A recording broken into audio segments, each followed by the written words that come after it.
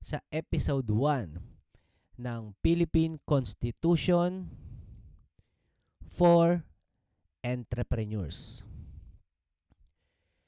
Bago ang lahat, bakit ko ituturo ang Philippine Constitution? At bakit ako ang magtuturo? Una, wala talaga akong karapatang ituro yan. Pero meron akong matinding dahilan. Hindi ako abogado, hindi ako attorney, hindi ako estudyante ng law, hindi ako judge. Wala akong expertise, papeles, sertifikasyon na magpapatunay na kaya kong ituro yan. Wala ko ng lahat ng yon. Pero isang meron ako. Yung dahilan kung bakit ko ituturo yan. At yon yung dahilan na yung libro na yan ay ang kontrata natin sa bawat isa bilang mga Pilipino na walang nagpapaliwanag. Negosyante tayong lahat. Alam natin na bago ka pumirma ng kontrata, kailangan naintindihan mo at nabasa mo word by word. At kung meron kang hindi naintindihan, kailangan mong itanong sa marunong at ipaliwanag sa'yo. Yon ang contract. Yon ang kontrata, tama? Ngayon, yung pinakamahalagang kontrata sa bansa natin, hindi natin lahat naintindihan. Partida, mga negosyante pa tayo nito. Baka nga pati yung mga nag-aral ng law, hindi talaga naiintindihan yan. At pinupusta ko, kung nag-college kayo, meron tayong subject na Constitution. Dinaanan natin yan. Pero, may naintindihan ba? May nakuha ba na mapapakinabangan mo sa buhay mo? Sigurado wala. Sa lahat ng nangyayari ngayon sa lipunan natin, isa lang ang dulo. Nalilito tayo. Hindi natin naintindihan. Basta alam natin may mali, pero parang wala tayong magawa. Kaya meron ka nung pakiramdam na yon na parang wala kang magawa kasi hindi mo alam yung kontrata natin. Hindi mo alam yung usapan na pinagkasunduan nating lahat. Tayong lahat na Pilipino. Pag hindi mo alam yung usapan, yung kontrata, yung do's and don'ts, hindi mo alam kung ano irereklamo mo. Alam mo lang, may mali. May gusto kang ireklamo, pero hindi mo alam kung paano ireklamo. Hindi mo rin alam kung tamang ireklamo. At ang ending nun, parang nakatali ang mga kamay mo. Wala kang magawa at hindi yun masarap sa pakiramdam. Yung feeling na ang gulo-gulo, pero useless ka, hopeless ka, wala kang magawa, wala kang maitulong, wala kang maiambag. Kahit na capable ka, kaya natin. Kasi wala tayong alam dun sa kontrata, dun sa usapan, dun sa rules ng lipunan natin. Kaya panood-nood lang tayo. Patingin-tingin lang. Takot tayong gumalaw. Ganyan ako dati. Pero ngayon, hindi na. Bakit? Kasi 5 beses kong binasa ang konstitusyon natin. Hindi ako matalino, pero pinaglaanan ko ng panahon at utak. Blines lang ako na may malaya akong oras at isipan na intindihin yan. Malungkot lang, karamihan sa inyo, walang oras at walang extra brain powers para intindihin pa yung social contract natin na yung konstitusyon ng Pilipinas. At yun ang game. Yun ang laro. Lituhin ka, hindi ka bigyan ng oras, ubusin ang energy mo para wala kang time at power, brain power, para unawain yung social contract natin na yan. Dahil pag yan ang naunawaan ng karamihang Pilipino, yari na sila. Lamang ang may alam. Ang problema, karamihan sa atin, hindi alam yan. Yung sinasabi nilang edukasyon ang magpapa-asenso sa'yo, Ang tanong, anong klaseng edukasyon? At para sa akin, yang libro na yan ang tunay na kailangan maintindihan ng bawat isa, lalo na tayong mga negosyante. At gagamitin ko lahat ng kaya ko para maunawaan nyo yan at tumago sa puso nyo ang lahat ng nakasulat dyan, mga kasosyo. Mababago ang buhay nyo tulad ng nangyari sa akin nang naunawaan ko ang libro na yan. 2 years kong trinabahong aralin yan. Kailangan ko maintindihan yan kasi gusto kong mag-isip para sa sarili ko. Anong tama, anong mali. Lahat nakasulat dyan patungkol sa ating bansa. At hindi yung umaasa ka lang sa sinasabi ng ibang vlogger, umaasa ka lang sa sinasabi ng ganitong TV channel. Ikaw mismo mag-isip at alam mo ang basihan. Ang right and wrong ng ating lipunan, dyan nakabase sa libro na yan. Lahat dyan galing. Lahat ng batas dyan galing sa libro na yan. Yan ang batas ng lahat ng batas. Yang libro na yan, yang konstitusyon ng Pilipinas. Ganun niyang makapangyarihan. At kung inaakala nyo na kailangan nyo maging super talino para matutunan yan, nagkakamali kayo. Pinupusta ko, mas matalino kayo sa akin, mas magaling kayo sa akin. Ang pinagkaiba lang natin, ako may oras na malaya ay at utak na malaya para unawain yan. Kasi okay na ako eh. Hindi na ako nag-uubos ng brain powers ko sa mga negosyong hawak ko. May pera rin ako. Kaya hindi na ako naggagahol araw-araw maghanap ng pera. Kaya may oras at energy ako to spend para unawain ang libro na yan. Ang nakakalungkot, kahit sabihin ko sa inyong importante yan, basahin nyo, sure ako wala kayong time at energy. At yun ang dahilan ko kung bakit sisimulan ko sa araw na ito, araw ng kalayaan ng Pilipinas, ngayong 2026, na ituro ang kada salita na nakasulat sa libro na yan. Hindi matatapos ng isang live ang pagtuturo ko ng konstitusyon ng Pilipinas para sa ating mga negosyante. Hindi ako nagtuturo para sa mga attorney ha. Hindi ko kayo tinuturuan yung mga attorney. Kabisado nyo na yan. Wala akong paki sa inyo. Idol ko kayo. Ang paki ko yung mga negosyante. At ang mga salitang gagamitin ko ay yung salita natin. Salitang entrepreneur. At mga sitwasyon na pang negosyante. I'm talking to entrepreneurs. Hindi sa mga nag-aaral ng law, hindi sa mga kung ano mang nandun sa expertise na yon. Same lang yan nung una ako nagturo magnegosyo. Wala akong karapatan, wala akong papeles, maraming hindi sumasang-ayon sa mga sinasabi ko about negosyo, pero sigurado, maraming umaksyon at nagka-business dahil sa pagtuturo ko. At gagamitin ko yon sa pagtuturo naman ng konstitusyon ng Pilipinas. Hindi ako qualified, pero may enough reason ako kung bakit. Kung gusto nyo magpaturo sa iba, maghanap kayo. Pero sure ako, walang ibang nagtuturo niyan ng buo at pang tunay na masang lengguwahe. Ako lang. Pinupusta ko yon. Kaya pag di ko to ginawa, walang ibang gagawa. Kung meron lang, hindi ko to gagawin. Kaso wala eh. Yun ang entrepreneur, di ba? Pag walang sumusolve, walang nagpo-provide, ikaw na yon, tayo na yon. Pues sa sitwasyon na ito, ako lang to. Wala nang iba. Kaya wala kayo ibang papapakinggan.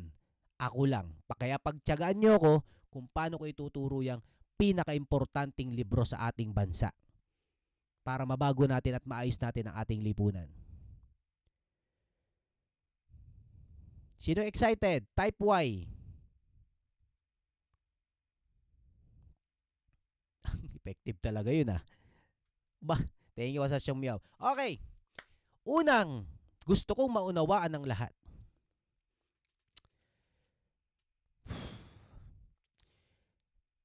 Nakasulat dyan na 1987 Constitution of the Republic of the Philippines. Gusto ko munang talakayin yung numerong 1987 kasi napakalaking factor nito kung bakit ganyan ang batas natin. Yung 1987.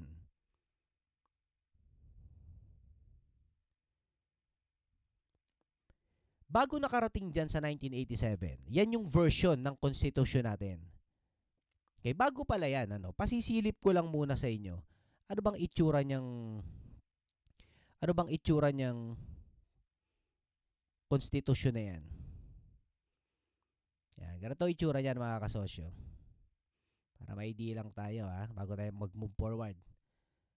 Yan, tignan niyo itsura, kontratang-kontrata, di ba? Yan, ganyan ang itsura niyan. Di ba ganyan ang itsura ng kontrata? Di ba? Contract. Yan ang kontrata.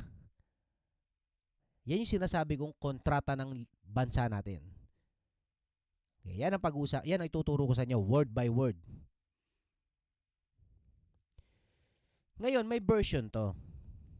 Ang sabi dito, 1987 Constitution. Papaliwanag ko sa inyo, bakit yan naging 1987? Ito kasi ang kwento niyan. Ito nga palang konstitusyon, lahat ng batas, civil code, human rights, kung ano-ano pa naman yun, mga pang-ekspertong attorney na yun. Lahat ng batas, ginawa based sa konstitusyon. At kung may conflict, ang pinakabatas na pagbabasehan ay etong konstitusyon. Ito ang supreme rule, supreme law, ang konstitusyon ng Pilipinas. Kaya ito ang hindi pwedeng hindi maintindihan ng kahit sinong Pilipino. Kailangan lahat tayo naunawaan to. Kasi ito ang pinakabasihan ng lahat ng batas. May nakasulat dyan na 1987. Anong ibig sabihin ba nun?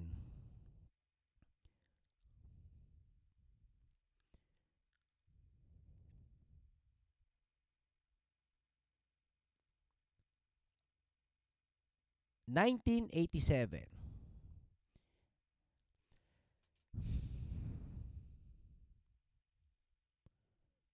Ito ang istoryahin niyan. Ito tayo sa present, mga kasosyo. 1987 version ng konstitusyon. Nagsimula yan noong 1897.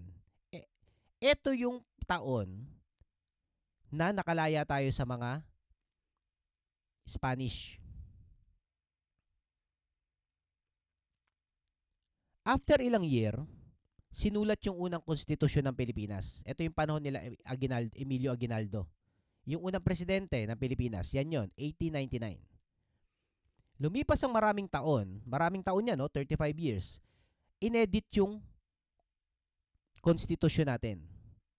Naging Commonwealth version. Nagbago na naman yung konstitusyon, nagbago. Ito yung pelikula ni Jericho Rosales, yung recently, yung Quezon. Ayan yung panahon na yon. Bagong konstitusyon. Ngayon, nung 1943, panahon ng Hapon. Ito, importante itong timeline na to, mga kasosyo. Moving forward dito.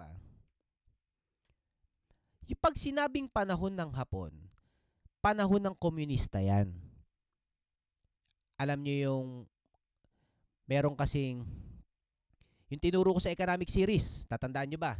Pinexplain ko dun yung capitalist economy, yung socialist economy, at saka yung communist economy. In-explain ko dun. Ngayon, yung communist economy at saka yung capitalist economy, naggegerahan.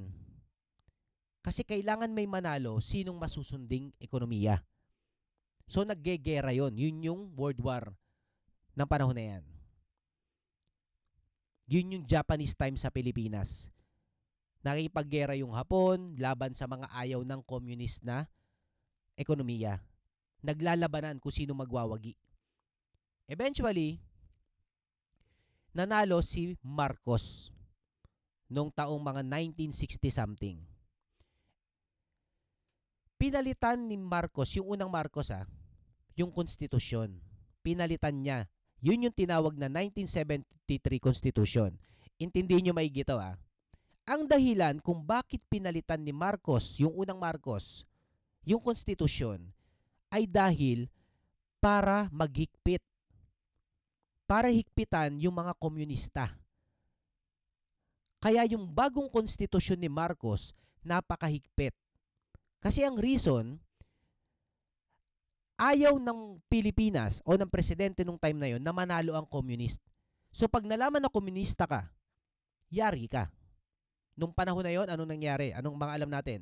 Martial law. Pag napagbintangan kang komunista ka, kulong ka. Walang due process, walang hearing-hearing.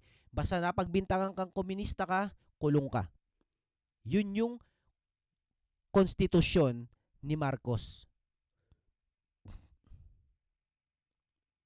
Dahil sa reason na yon. Okay naman, kasi hindi nagwagi talaga yung communist nung time na yon. Nanatili tayong capitalist economy. Gumana. Kaso, merong downfall. Masyadong naabuso yung kapangyarihan ng militar o yung tinatawag na martial law. Yun yung time na yon. Labis na naabuso yung kapangyarihan ng konstitusyon noong 1973. Kaya maraming nagagalit. Maraming ayaw na nun. Sobra na. Sobrang pahirap. Wala nang human rights. Walang freedom. Walang freedom of speech. Doon na yung napatay si Ninoy. Tapos nung napatay si Ninoy, hindi naman kagad nagrevolusyon eh. Alam nyo ba yon? Nung napatay si Ninoy, ilang taon pa ang lumipas, nagkaroon pa ng eleksyon. Naglaban si President Cory at saka si Marcos. Botohan yun. Naglaban. Bumoto yung mga tao na mili. Kaso both parties ayaw magpatalo. So sabi ni Marcos, siya nanalo. Sabi rin ni Cory, siya nanalo. At yun ang pinagsimulan ng EDSA People Power 1. Kasi ayaw aminin ni Marcos na natalo siya. Si Cory naman ayaw din tanggapin na talo siya. So at some point sa Pilipinas, dalawa ang nanumpang presidente sabay. Yun yung mga araw ng People Power 1. Pero ang mga tao kumampi kay President Cory. Pinasugod ni Marcos yung grupo ng mga tao sa pangunguna yan ni Enrile at ni President Ramos. Sila yung unang tumayo na hindi na pwede ito. Hindi na namin kinikilalang presidente si Marcos nung time na yun. Yon ang ambag na malaki ni Enrile at ni Fidel B. Ramos. Sila yung nasa hanay ng army na nagdeklara na enough is enough. Titiwalag na kami sa presidente. At yung mga tao, nagkalakas din ng loob. Kaya nagsilabas ng lansangan. Nagrally. Kaya kahit padalan ng mga tangke ni Marcos, hindi umalis yung mga tao. Yun yung people power. Nasunod ang mga tao. Nangyari yon noong 1986. People Power 1. Ang unang ginawa nung nanalo si Cory ay palitan ulit yung konstitusyon. Kasi yung version ng 1973 Constitution ay yung tinatawag na more inclined sa power ng kapulisan. Authoritarian. At ito rin yung klase ng lipunan na parang Singapore. Yung parliament system na tinatawag. Yun yung sistema ng Singapore parliament. Yun yung konstitusyon sa panahon ni Marcos. Mahigpit. Kaso naabuso nung panahon ni Marcos. Noong 1986, nabalik sa demokrasya ulit ang konstitusyon natin. Tinanggal ulit yung parliament. Hindi daw bagay sa atin. Ang dahilan, mas naintindihan natin yung democratic. Yung may presidente, may mga mayor, may mga senator, congressman. Mas naintindihan daw natin yun. So, binalik ulit nila doon. At ayun yung version ng 1986. Ang ibig sabihin niyang 1986, transition lang yan na konstitusyon. Kaya isang taon lang siya. Kaya merong 1 year na transition. Nung na-edit na nila yung konstitusyon, yun na yung tinatawag na 1987 na konstitusyon natin. Yan na yung ngayon. Ngayon, ba't ko pinapaliwanag yung pinagkaiba-iba? Lalo na nung panahon ng Hapon, panahon ni Marcos, at etong resulta ng People Power 1. Kasi, maraming nakasulat sa present nating konstitusyon ay nakabase para hindi na maulit yung panahon ng unang Marcos o martial law. Maraming dinesisyonan dito sa 1987 Constitution na ang reason ay hindi na mapunta ang isang kapangyarihan sa isang tao lang ng mahabang panahon. Gaya ng dati, pwedeng ma-elect ang presidente ng ilang beses. Sa konstitusyon natin ngayon, isang beses ka lang pwede maging presidente at 6 years lang. Marami, sinisisi yun. Kaya hindi tayo lumalago kasi 6 years lang ang presidente. It's too short. Tapos hindi ka na pwedeng tumakbo ulit. Nakasulat kasi yon sa konstitusyon ng Pilipinas na ganun. Yung reason kung ba't ganun, kasi sa takot nila sa nangyari sa Marcos regime na umabot ng 20 years ang pagkapangulo. Dahil ayaw na nilang mangyari yon, kaya sila nagdesisyon na, sa bagong konstitusyon, 6 years lang ang presidente, bawal na tumakbo ulit. So maraming nakasulat sa 1987 ay resulta ng takot nila na wag nang maulit yung nangyari sa Marcos time. Isang na ring example, yung nakasulat sa 1987 na 40% foreigner owner ang korporasyon dito at 60% ang local na Pilipino. Maraming nagsasabi na isa yan sa hindi nagpapayaman sa ating lipunan. Yang batas na yan na 60% Pinoy, 40% foreigner. Dapat daw, pwede na daw na mas marami yung foreigner. Nakasulat din yan sa konstitusyon. Pwedeng oo, pwedeng mali. Pero ako, naintindihan ko kung bakit. Kasi sinulat nila yon sa time na ayaw nilang masakop ng ibang bansa. Sa takot nila. Naisulat nila yon. At marami pa. Kaya hindi enough na naintindihan lang ng isang nag-aral ng konstitusyon yung version ng 1987. Kaya ako sinikap kong maintindihan din at mabasa yung version noong 1973 na konstitusyon. Kasi nilagay ko yung sarili ko kung ako magsusulat ng bagong batas noong 1987 at based on that moment, masasabi ko na lahat tama ang nakasulat sa 1987 at that moment. Kaso isang diferensya, hindi tayo natuto mag-amend. Hindi tayo natuto mag-edit. Wala nang nag-isip sa atin.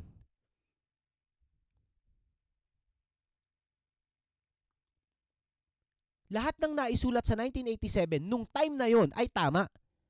Kaso through the years, hindi na natin na-edit.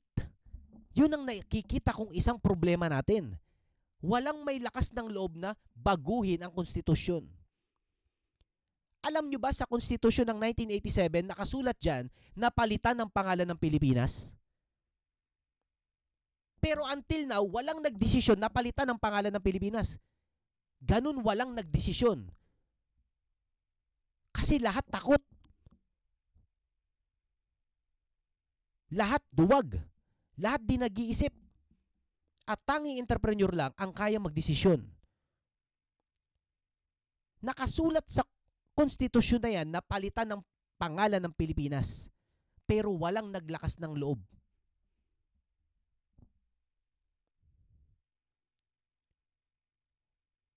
Walang nakaporsway kung bakit. Oo, bakit hindi. Walang nag-a-amend.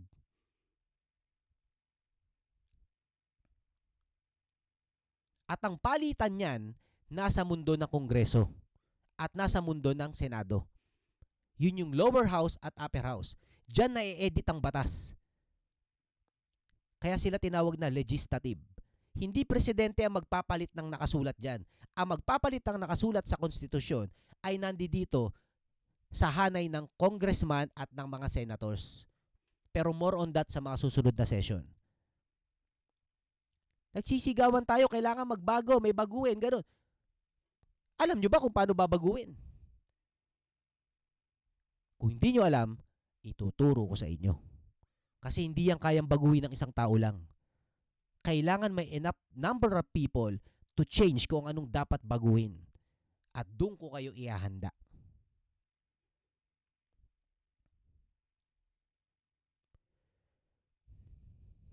Naunawaan na kung bakit 1987 ang konstitusyon natin ngayon. At 30, ilang taon na nakalipas? 1997, 2007, 2070. Magpo 40 years na ang konstitusyon natin. At gaya nga ng kwento ko sa inyo, hindi mo na matututunan na nakasulat dyan. Pero nung sinaunang panahon, lahat ng Pilipino alam ang nakasulat dyan. Ganun kaimportante ang kada salitang nakalagay dyan.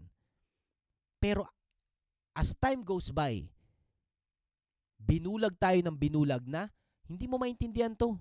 Ba't ka nagbabasa niyan? Piling matalino ka? Bakit mo iniintindihan? Malaki pangarap mo? Bakit nangingailam ka sa gobyerno? Bakit pumapasok ka ng politics? May sarili kang interes? Ha? What the fuck? Ha? Porkit inaaral yan? Porkit nangingailam sa gobyerno? Porkit gustong makatulong? Lahat na ng negative, yun ang reason?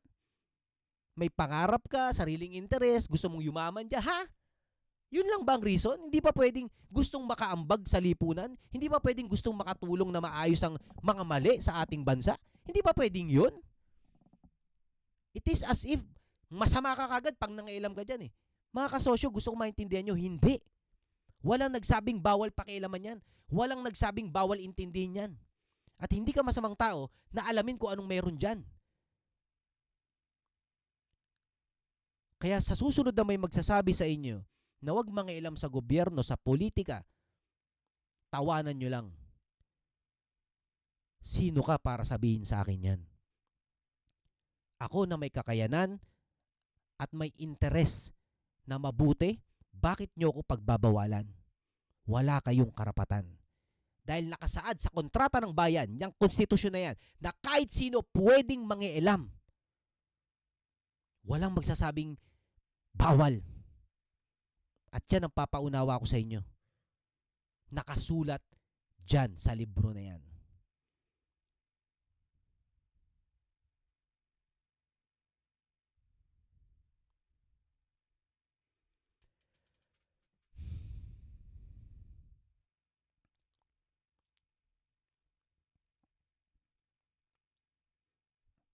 At yan ang pinagkaiba ng 1987, 1986, 1973, at 1943.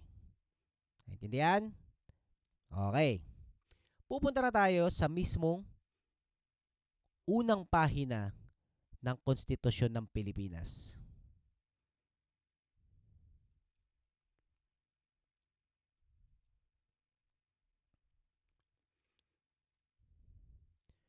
Kung susubukan yung bumili nito, mahihirapan kayong bumili. Sa lahat ng bookstore, wala kayong mabibiling libro ng konstitusyon. Nakakapagtaka.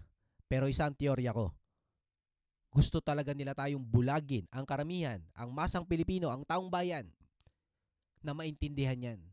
Kasi kung sino nakakaunawa niyan, yun ang malakas ang loob. Kung sino nakakaintindi niyan, yun ang matapang. Pag di mo alam yan, hindi mo alam kung anong ginagawa mo eh. Pag hindi mo naintindihan ng konstitusyon ng Pilipinas, hindi mo alam kung anong tama at mali. Yung mali akala mo tama kasi marami nagsasabi na yun. Pero hindi. Hindi na sa panahon na ito.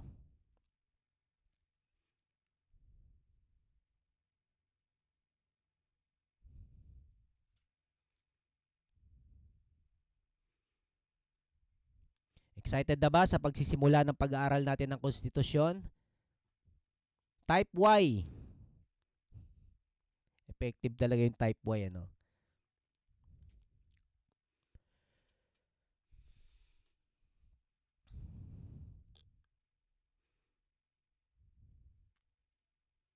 Pare-parehas ang nakasulat sa libro na ito.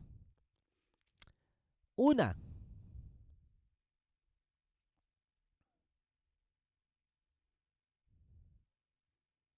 may nakalagay dyan na preamble. Hindi ko rin alam kung ano ibig sabihin niyang preamble, pero isipin nyo na lang preface o introduction.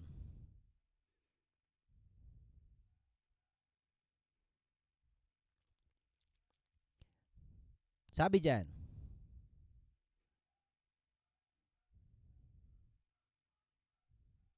we, sovereign Filipino people, imploring the aid of Almighty God. Gusto nyo maintindihan nyo, ha? Imploring the aid of Almighty God. Ibig sabihin, ang bansa natin may kinikilalang Diyos. May Diyos sa bansa na to. Kasi nakasulat sa konstitusyon din eh. In order to build a just, humane society and establish a government that shall embody our ideals and aspirations. Gusto ko maintindihan nyo tong aspirations. May pangarap. Ang bansa na to ay sinusuportahan ang may pangarap, may aspirations, may ideas. Ideals. Ibig sabihin, may malaya ang bansa na to na mag-isip ng mga bagong idea o mga bagong aspiration. Okay mangarap sa bansa natin. Yun ang nakasulat dyan. Yun ang ibig sabihin yan. Walang masamang mangarap. Kaso sa panahon natin ngayon, wala nang may bagong idea at wala na ring may pangarap. Wala nang nangangarap. So labag tayo sa konstitusyon nun. Kasi nakasulat sa konstitusyon, aspirations.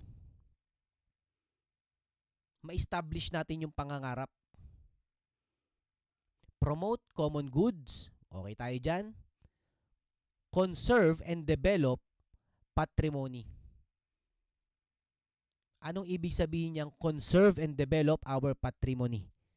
Ang ibig sabihin niyan, i-conserve at i-develop ang patrimony, ang ibig sabihin niyan, yung mga natural resources natin. Kung anong meron tayo, kultura natin, yung mga minerals natin, kung anong meron tayo. Trabaho natin na i-conserve yan at i-develop. Nagagawa ba natin yon? Kino-conserve ba natin yung mga mineral natin? Hindi. Binebenta natin sa ibang bansa.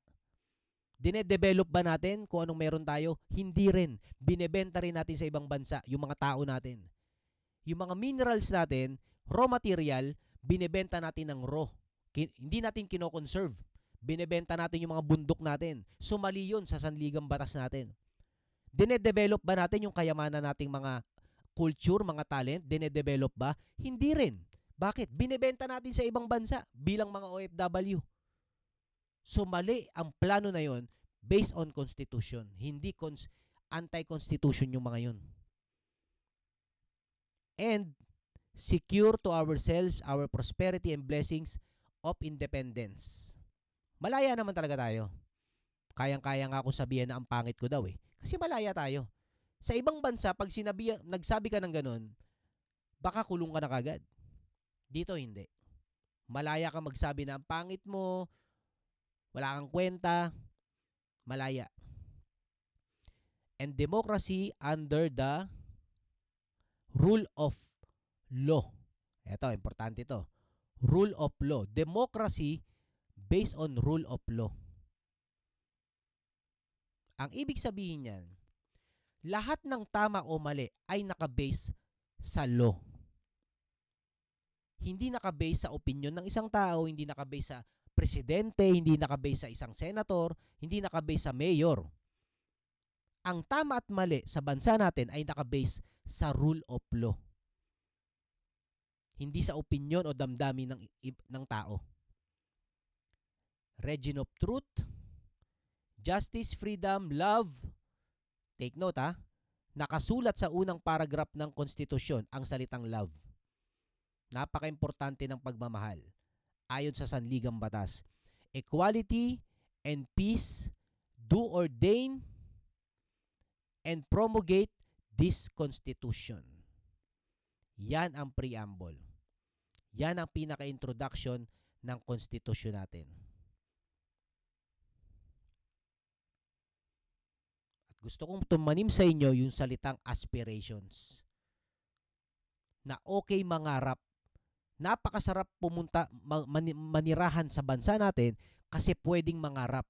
Sa ibang bansa, bawal mangarap, bawal magplano, bawal ang bagong ideas. Alam nyo ba yun? Kaya napakapalad natin sa konstitusyon natin.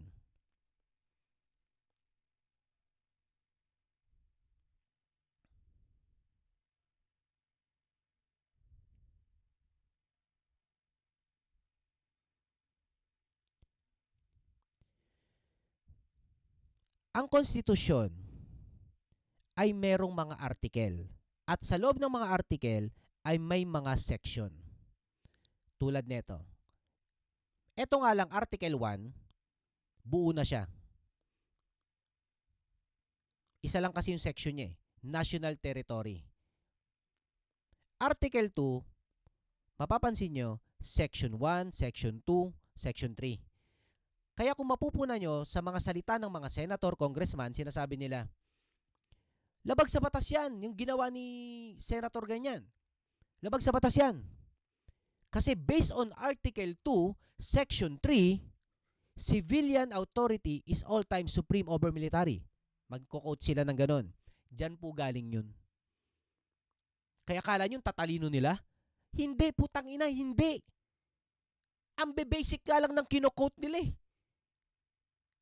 Yung kino-quote nila, college lang kayang memorize.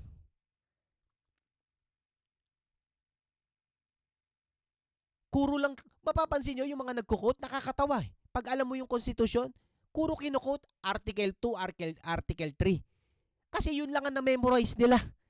Walang makapag-quote ng may Article 15, verse, ay, Bible kasi yun eh, yung chapter 1, verse 2, di ba? Parang Bible yun. Correct, tama. Actually, tama si Kasos yung Kyle eh. Parang Bible nga siya. Di ba ang Bible, law rin yan, law of God? Ganon din ang konstitusyon. Kaya siya kino-quote. Article 14, Section 7, the President-elect and Vice President, blah, blah, blah, blah, blah. Diyan galing lahat yun. Kaya kung iniisip nyo, saan galing yung mga yon, dito lang po sa konstitusyon yun. Wala nang iba. At yung mga batas na kumatas based dyan, basic na yun. Madali nang i-chat GPT yun o i-research. Pero itong konstitusyon ang pinakabasehan ng lahat ng batas. Kaya pag ito lang ang hindi mo nakabisado eh, naintindihan mo, magiging matapang ka lalo.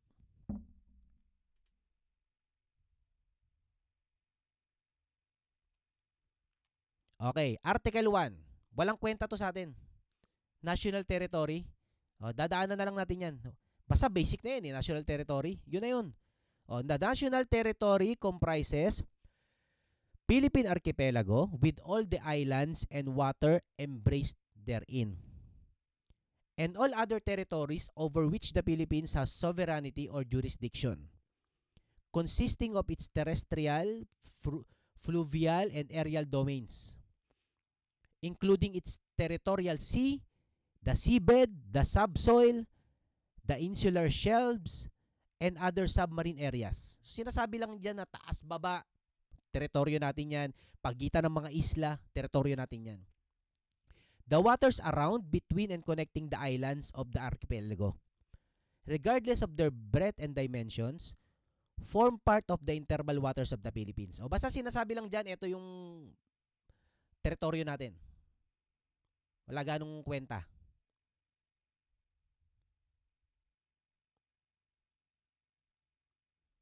Okay, pas na dyan ha. Wala ganong dating yung national territory. Article 2. Declaration of Principles and State Policies. Section 1.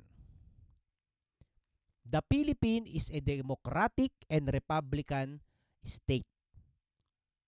Sovereignty resides in the people and all government authority emanates from them. Sinabi dito na nagkasundo tayo na ang Pilipinas ay democratic. Ibig sabihin ng democratic, tao ang pinakamataas. Hindi reyna, hindi presidente, hindi hari, hindi general. Tao ang pinakamataas. Tayo, taong bayan. Republican state din tayo. Ibig sabihin ng Republican, kung mapapansin nyo, Republican, representation. May representation. Kaya yun ang representation sa Congress. May nagre-represent. Yun ang mga congressman. Ang congressman nire-represent ang jurisdiction nila, ang kanilang mga district. At may mga congressman din na nire-represent ang grupo nila. Congressman ng mga magsasaka, congressman ng mga manggagawa, congressman ng mga babae, congressman ng mga jeepney driver, congressman ng mga kung ano-anong congressman. Yun naman yung represent ng party list. Yun yung Republican state. Kaya tayo may mga congressman. Kasi tao ang pinakamataas, pero may nagre-representa sa kada grupo. At yung representation na yon, kaya tayo Republican, kasi yun yung nagbobotohan, anong babaguhin, anong idadagdag, anong tatanggalin sa kontrata ng lipunan. Nandoon sa representation. Sino nagre-represent? Kasi ibig sabihin ng congressman, ibig sabihin ng representative, yung utak ng congressman na yun, yung utak ng representative na yun, ay nakabase sa grupo niya, sa mga tao sa district niya, sa mga tao sa community niya o sa group niya. Nangyayari ba yan? Representa ba talaga ng mga congressman, ng mga representative, yung hinaing o opinion o ideas ng mga member nila o nasasakupan? Do they really represent? Yun ang usapan eh. Usapan, Republican state tayo. Represent us. Kaya kung di nyo kami represent, hindi kayo dapat dyan. Mali kayo dyan.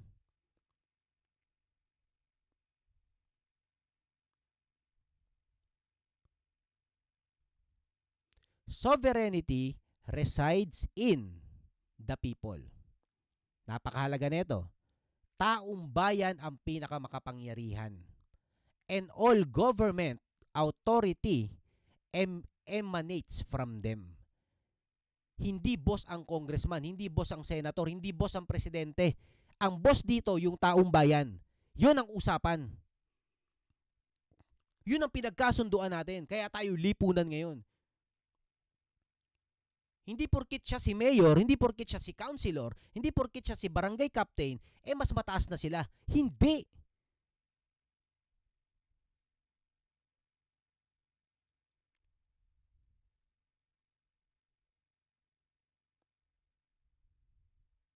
Maski pulis pa yan, taong bayan ang boss niyan. Yun ang usapan sa kontrata ng bayan. Dito sa konstitusyon. Section 2. The Philippines, ito mga kasosyo, applicable kagad sa mga issues ngayon. Section 2 pa lang to ng Article 2 ha. Tanungin ko kayo, may issue tayo sa South China Sea. Papayag ba kayo na makipaggera tayo para hindi maagaw yung isla? Comment kayo dyan. Why kung papayag kayo o no? N. Makipaggerahan ba o hindi? Sa totoo, hindi na pinag-iisipan yun. Hindi na pinag-iisipan. Bakit hindi pinag-iisipan kung makikipaggera o hindi? Kasi nakasulat sa konstitusyon. Nakasulat sa Article 2 pa lang yan, Section 2 kagad, nakasulat, sabi, the Philippines renounces war as an instrument of national policy. Ang ibig sabihin niyan, ayaw natin ng gera. Ang ibig sabihin ng sentence na yan, ayaw natin ng gera. Kung may pagpipilian, gera o hindi, doon tayo sa hindi. O may sumagot sa inyo, gusto makigera. May sumagot sa inyo, ayaw. Sino masusunod? Ako? Ako ba masusunod? Presidente ba masusunod? Walang masusunod sa atin. Ang masusunod, yung konstitusyon. At ang sabi sa konstitusyon, we renounces war. Ibig sabihin, ayaw natin ng war. Yun ang ibig sabihin at silbi ng konstitusyon. Hindi mo na kailangan mag-isip. By program na yan. Nakaprogram na. Kaya sa mga nagsasabi na makipaggera tayo para hindi mawala yung isla natin sa South China Sea, nilalabag nyo ang konstitusyon. Hindi yan ang paraan na pinagkasunduan natin. Nagkasundo tayo na ayaw natin ng gera. Kaya kung gusto yung makigera, unconstitutional yan. Kung gusto yung makigera, baguhin yung batas. O ngayon, alam nyo na kung sino tama at mali. Kuha nyo? Ganyan tayo binulag. Article 2, Section 2 pa lang tayo, mulat na kagad ang isipan nyo. Marami pa kayong masisilip at malalaman na putang ina, mali pala si ganun. Ito pala talaga ang tama. Hindi pala dapat ganyan, ito pala talaga dapat. Kung tutuusin, wala na tayong dapat pagtalunan kasi lahat nasa konstitusyon.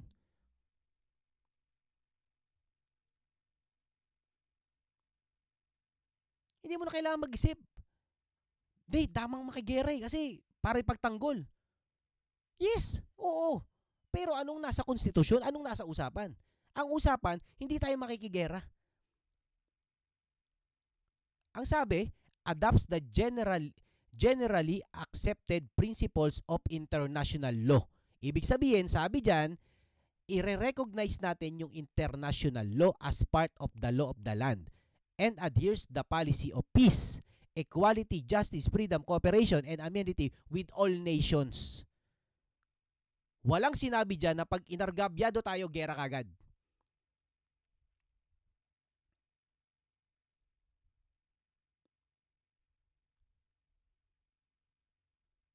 May sinasabi ba ako sa inyo na ito ang mali, ito ang tama? Wala. Kasi pag naintindihan yung konstitusyon, sarili nyo na makakalam anong tama, anong mali. Nandiyan dyan na mismo.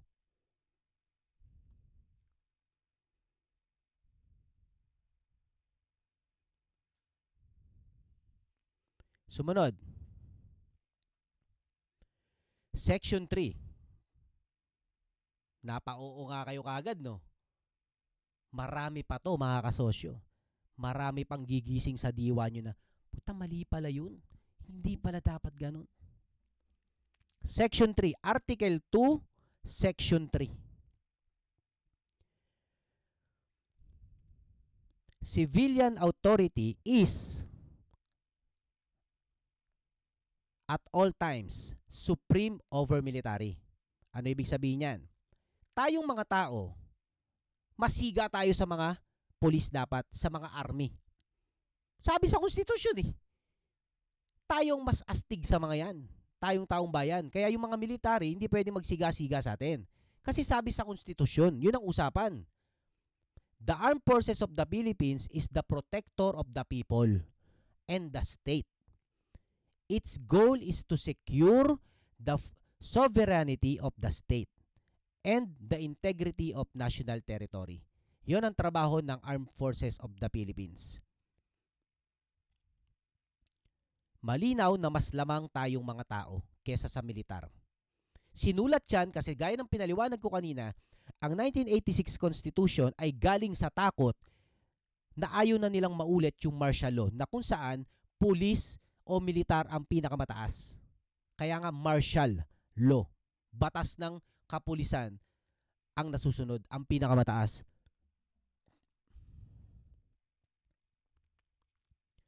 Section 4.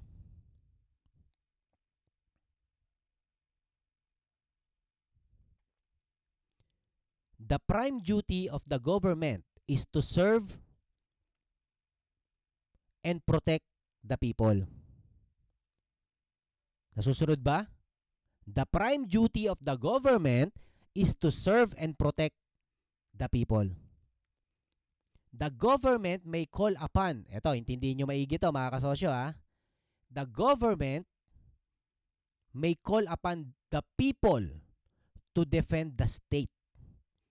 And in fulfillment thereof, all citizens may be required under conditions provided by law to render personal military or civil service. According sa Section 4, trabaho ng gobyerno na maglingkod sa atin at protektahan tayong mga people. Pero may usapan din. May usapan din na pag kinailangan, kayang mag-demand ng government na tayong taong bayan, tayong mga ordinaryong tao, na makipaglaban para maprotektahan ang bansa natin.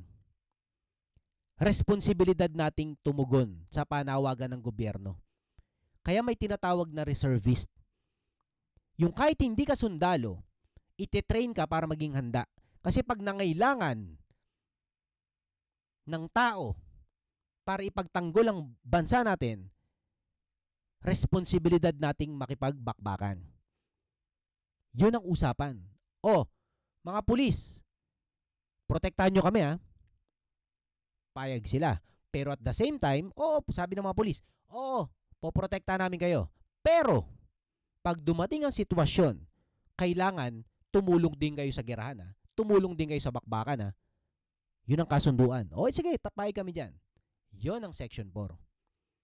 Kaya meron tayong ROTC, meron tayong, ano ba yun? CSW ba yun? Yung high school pa college? Dahil dyan sa Section 4.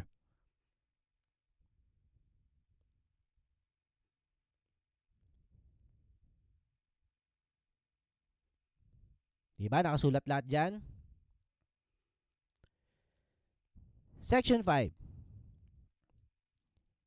The maintenance of peace and order, protection of life, liberty and property, and the promotion of general welfare are essential for the enjoyment by all, the people, of the blessings of democracy.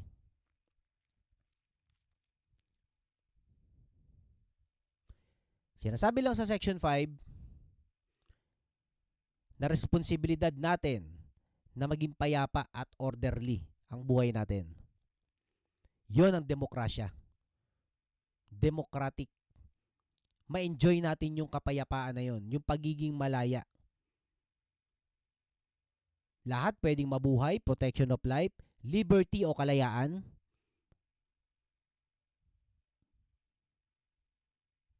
Kaya pinili natin yung democratic. Pinili natin lahat to nagkasundo tayo Yun ang usapan. Kailangan peaceful at order tayo. May order.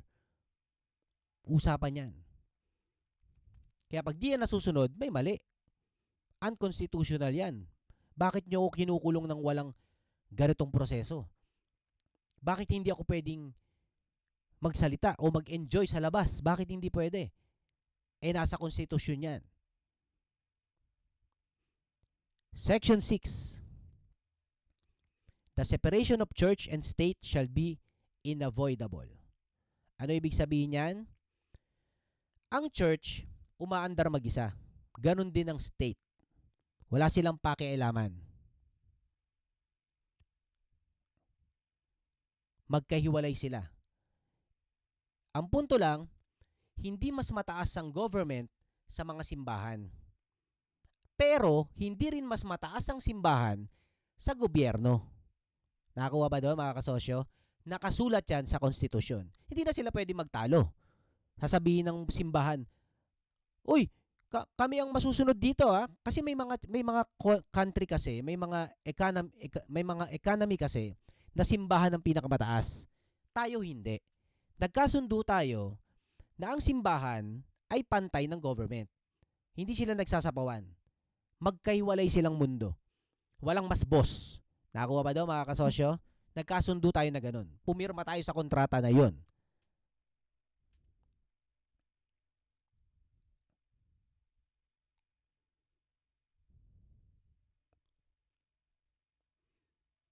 Ayos? At dyan na muna magwawakas ang episode 1 natin mga kasosyo.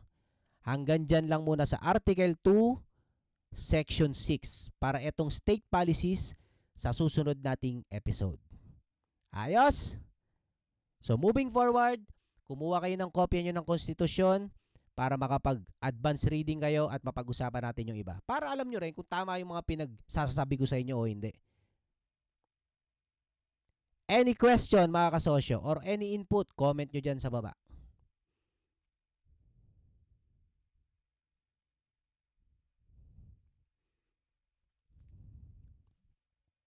Sabi ni Kasasyong Kyle, nung panahon ng Spanish government, church ang government. Yon, ganun kasi siya May mga economy na church ang pinakamataas.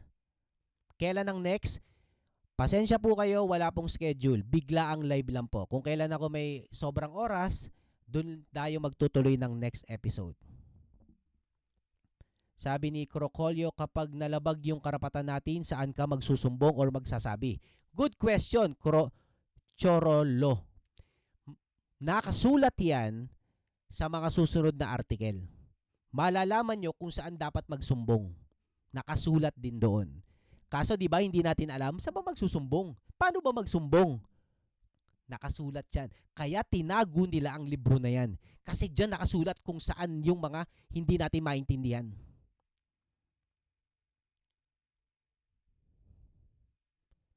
Ayos mga kasosyo?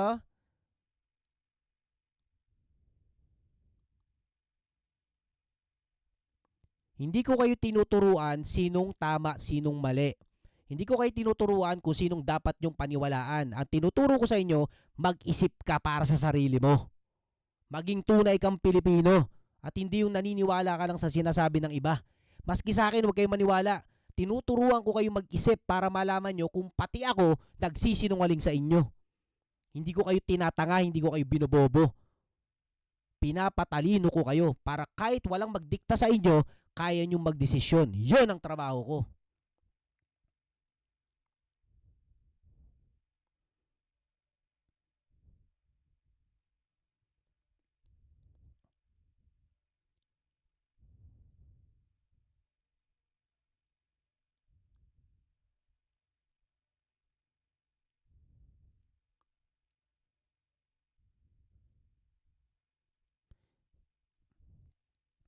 Sabi ni Kasasyon Jumil, ito ang pinaka nakagising na pagtuturo sa buong buhay ko.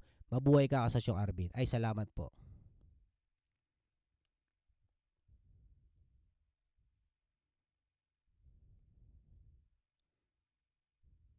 See you sa next episode ng live natin about sa Philippine Constitution for Entrepreneurship. Any question, mga kasosyo? Or any input?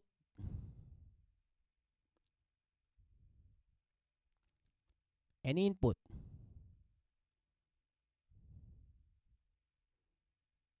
Tapos na ang ating episode 1. Episode 1 pa lang yan.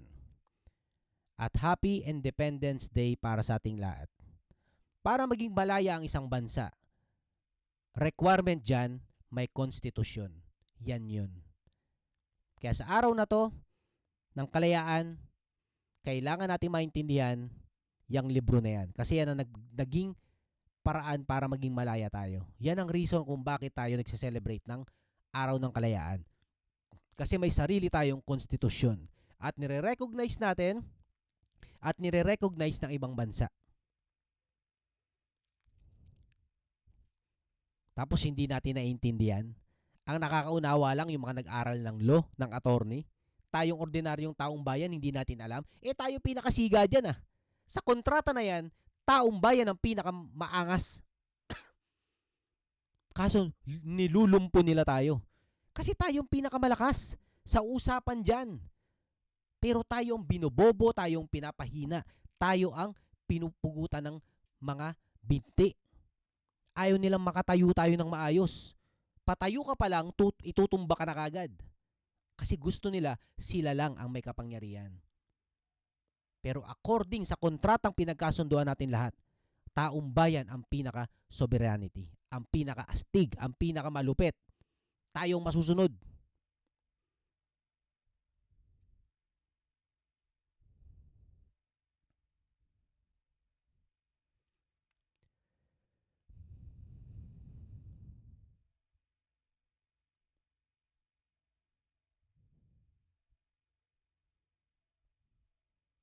Sabi ni Kasasyon JP,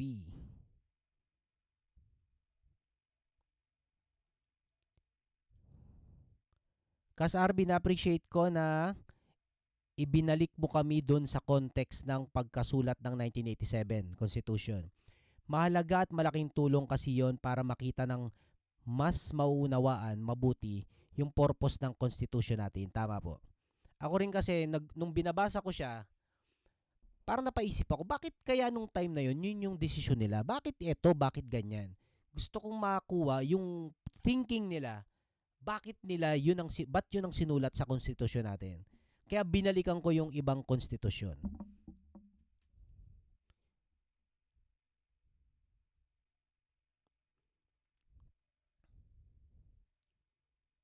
Ayos? Any question or input mga kasosyo? Sigurado ako mag-advance study kayo kasi nagka-interest kayo sa konstitusyon. Sa susunod na episode, mag-input kayo dyan. Ang next natin ay, pakitandaan na kung saan na tayo. Nasa section 7 na tayo. State policies na tayo. Section 7 ng Article 2.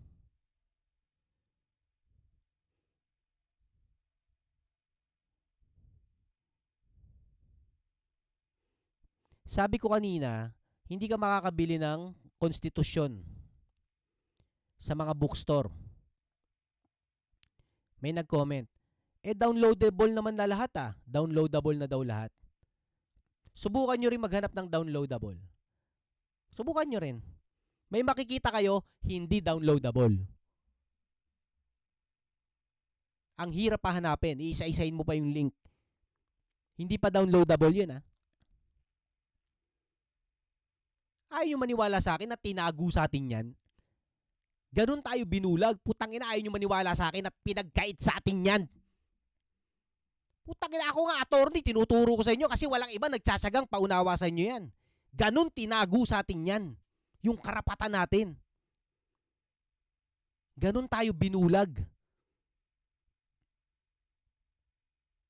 Magbasa kayo sa sarili nyo para di na kayo makinig sa akin kung wala kayong tiwala sa sinasabi ko. Magbasa kayo sa sarili nyo. Gusto ko lang maintindihan nyo. Kung di nyo kayang aralin yan at wala kayong oras, umattend kayo sa susunod kong live. Wala kayong ibang option. Ako lang ang nagtuturo niyan. Wala nang iba. Maghanap kayo sa YouTube kung may mapapakinggan kayong maunawaan nyo. Subukan nyo. Maghanap kayo kung meron. Pinupusta ko, wala. Ang mga nagtuturo niyan, pang attorney, pang lawyer, hindi pang taong bayan.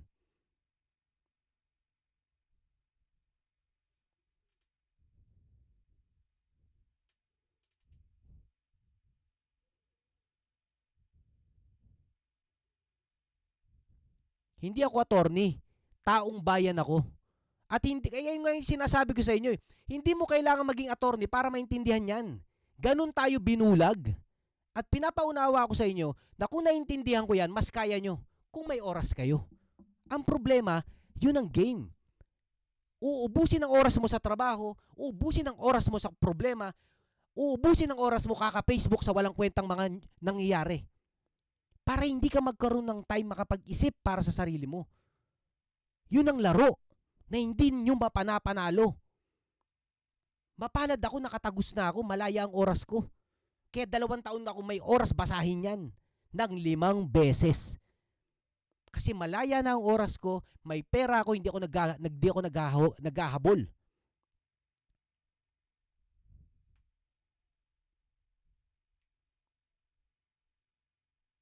Tapos yung sasabihin sa'yo na kailangan attorney ka para maintindihan yan, hindi totoo yun.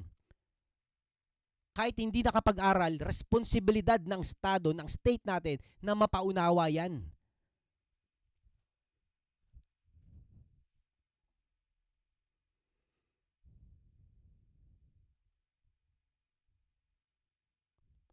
Kung may makikita kayo sa internet, sige, pag nahanap nyo, o ano, tapos.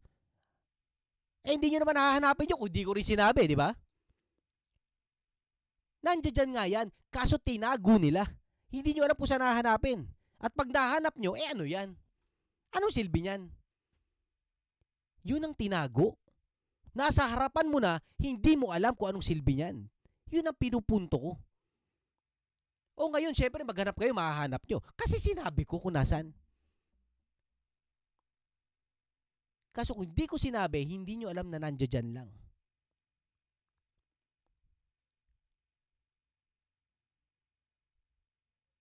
Sabi ko sa Jamel, tama, I believe you na dapat kahit simpleng tao maunawaan yan. Correct. Kaso paano mo maintindihan yan? Puta, kung araw-araw na pagkain mo, hindi mo alam kung saan mo hahanapin.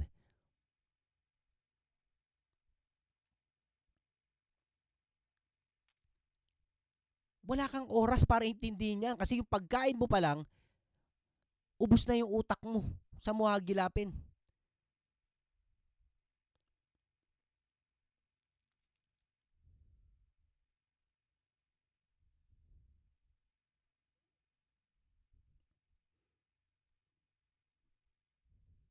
Kung wala kayong tiwala sa akin, basahin nyo mag-isa nyo. Wala akong pake. Kung di nyo kayang intindihin, wala kayong ibang option. Ako lang ang pwede magturo sa inyo na hindi kayo aantukin. Dahil sigurado ako yung iba magtuturo sa inyo dyan, isang paragraph pa lang, humihilik ka na. Sigurado ako doon. Ayos?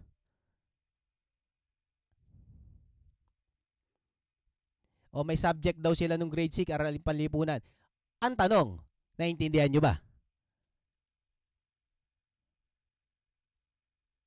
Yan ang punto ko. Tinuro sa inyo pero hindi pinaunawa. Magkaiba yun. Ako pinauunawa ko. Pinapaintindi ko para alam nyo kung paano nyo gagamitin sa totoong buhay. Sa practical tayo, hindi sa kalokohang turo lang. Yung magagamit. Kahit college na pagtapos ng doktor, ng nursing, meron yan. Kaso hindi alam kung paano gamitin. Yun ang tunay na edukasyon. Tinuruan ka na alam mo kung paano gagamitin yung tinuro sa'yo. Magkaiba yun. Iba yung tinuruan ka lang pero hindi mo alam kung saan gagamitin. Ako iba. Diba tinuruan ko kayo magnegosyo? Nagamit nyo. Kasi bukod sa tinuruan ko kayo, kung paano gamitin, tinuro ko rin. At yan din ang gagawin ko sa konstitusyon ng Pilipinas. Hindi ako attorney, hindi ako abogado. Tunay lang talaga akong Pilipino at magkakatulad tayo doon. I love you mga kasosyo. Mama Chup Chup. Happy Independence Day. Glory to God. See you sa next live. Mahal ko kayo mga kababayan kong Pilipino. Huwag tayong huminto sa pagkapit na maayos natin ang Pilipinas. Bumigay man kayo, ako, pagsusumikapan kong hindi. Kung may 2-3 maniwala sa akin, makinig na intindihin ito, maraming salamat kaagad mga kasosyo. Yung makakaunawa ng konstitusyon ng Pilipinas na totoong tunay na Pilipino at ordinaryo, tayo ang babago nito at itatama natin ang mga maling nakasulat dyan. Samahan nyo ako sa 3 buwang pagpupuyatan nating intindihin yan. See you sa next live mga kasosyo. Happy Independence Day po. I love you. Good night. Mama Chup Chup. Ciao bye.